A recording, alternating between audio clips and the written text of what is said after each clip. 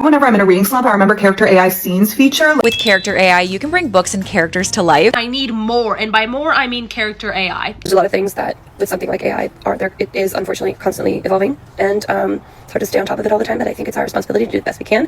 There was a time I didn't really understand what it was too, but it was free to learn. But I hope we can get to a place where artists and creators are compensated for the work that they are doing that is being used to train these things to then create things to compete with us. I feel like that's the bare minimum. Let's discuss the character AI BookTok drama, because seriously, how did we get here? It feels like this corner of the internet, this community, is in meltdown, and there's a lot of people who are not on the same page.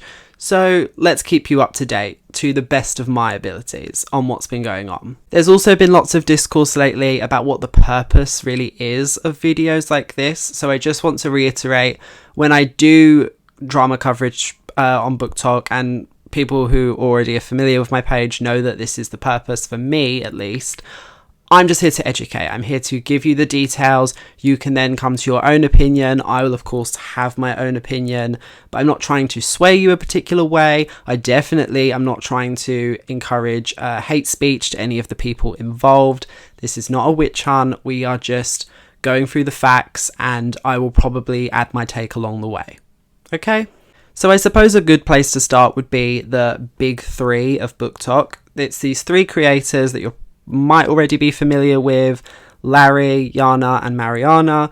They all have huge followings. They all talk a lot about books, romantasy, and romance in particular.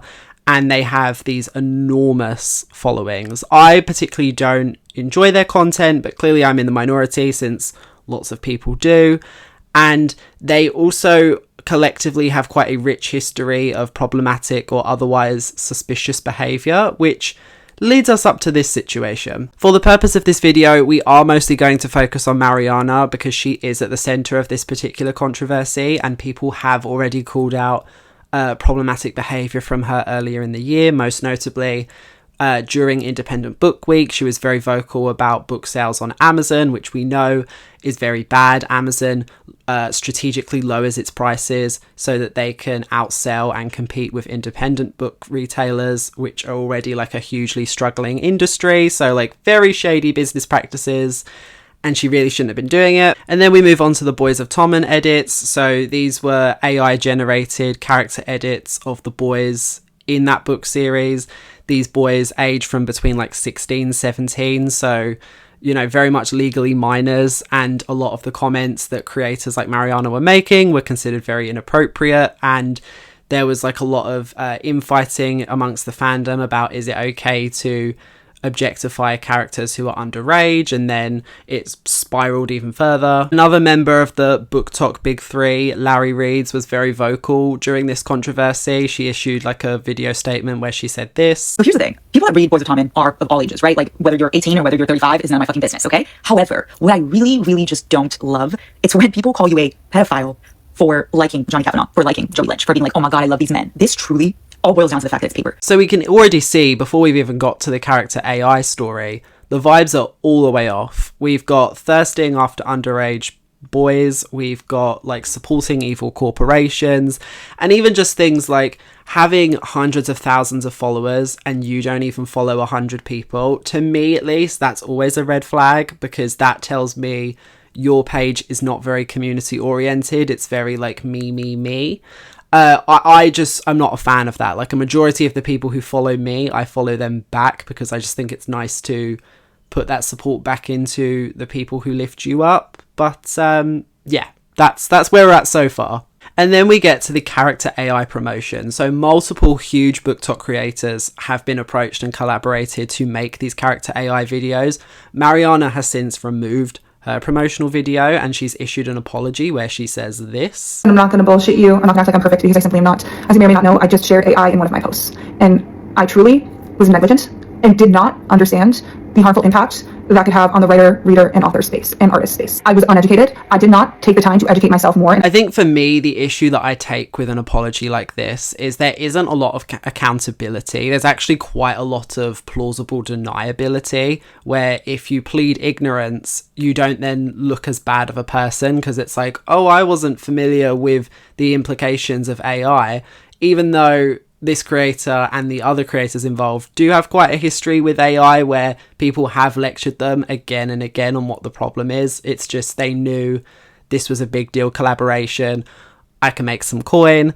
You know, maybe donate the coin to help independent bookshops or like creators of color, or hell, even Palestine. Like, can you imagine the impact that these creators would have by spreading awareness about Gaza if you have this many followers? Stuff like that would be nice. And I just know that some of you will turn around and say, oh yeah, but Alfie, the reason we like these creators is because they're fun, they're escapism, they don't mix politics into their content.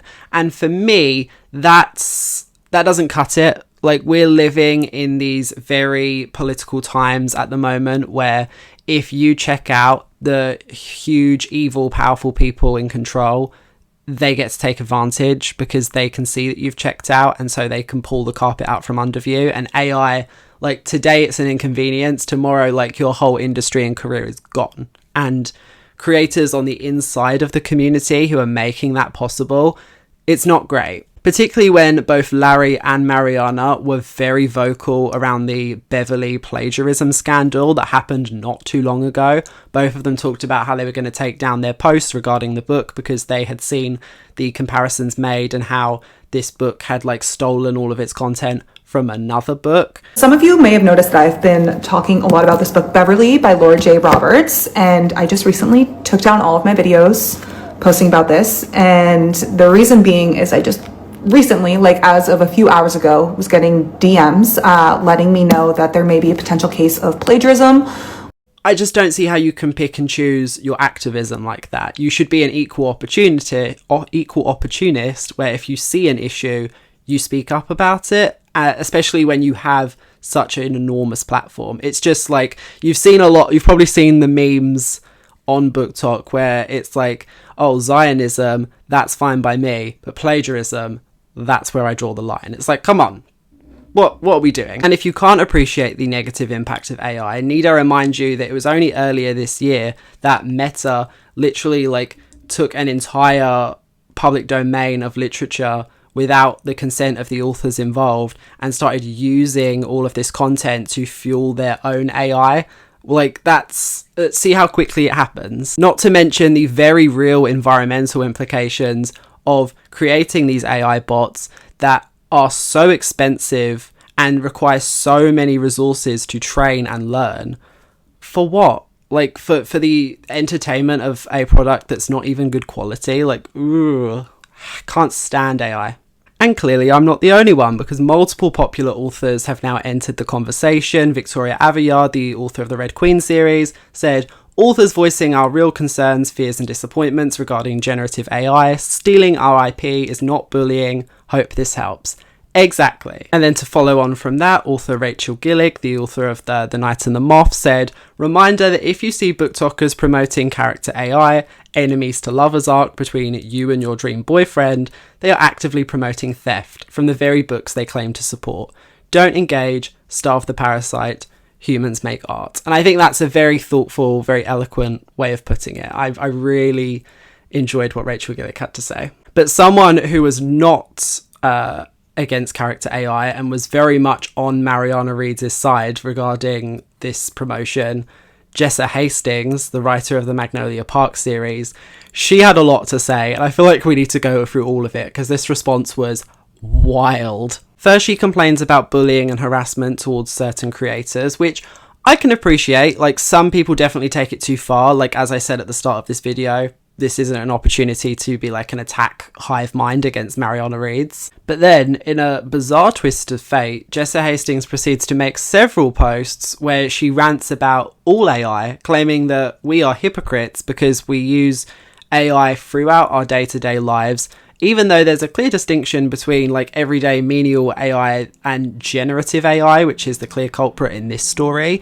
But no, if you use Siri, Alexa, predictive text, autocorrect, you're a villain. You're part of the problem. She's not done there. You use a Ring doorbell, part of the problem. You use Google Maps, part of the problem. If you use a Roomba to clean your floor, you are pro AI and you cannot say anything, which madness. The point that I just made, she calls it a semantic distinction. She again calls us hypocrites, keyboard warriors. She went all out on this. It is wild stuff. I just don't understand her motivation for going on and on like this, because my immediate thought is like, oh, Jessa Hastings uses AI. She uses generative AI. Magnolia Parks must have been in part researched or written based on AI. So I'm not going to read that. Probably wasn't going to anyways. But what are your thoughts on this whole situation so far? I think AI is a rapidly evolving phenomenon, and it's becoming even more complex to distinguish between genuine writing and generative AI. So